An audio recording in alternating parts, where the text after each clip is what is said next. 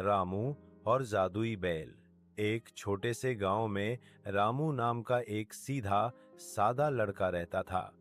वह बहुत गरीब था, पर दिल का बहुत नेक था।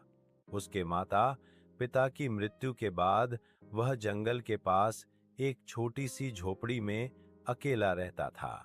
रोज वह जंगल से लकड़ियां काटकर बाजार में बेचता और किसी तरह अपना पेट पालता था।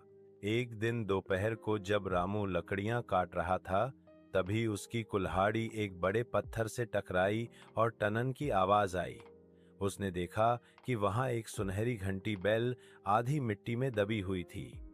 उसने उसे उठाया तो वो चमकने लगी और उसमें से एक मीठी आवाज आई, रामू, मैं एक जादुई घंटी हूं। जो भी नेक दिल से मुझे बजाएगा, उसकी एक सच्ची इच्छा पूरी होगी। रामू चौंक गया, पर उसके मन में लालच नहीं था।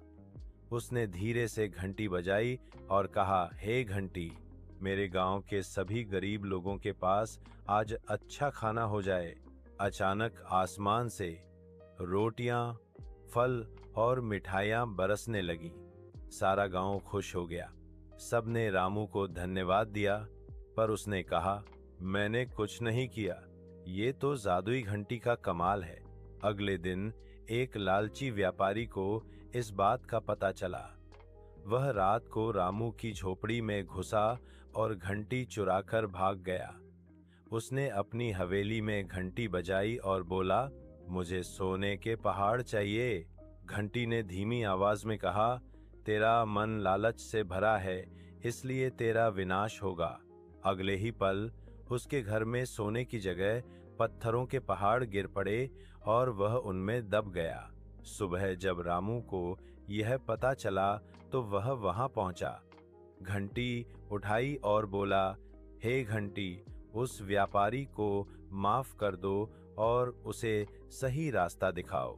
घंटी चमकी और व्यापारी बच गया। वह रोते हुए रामू से बोला, मुझे माफ कर दो, मैं लालच में अंधा हो गया था।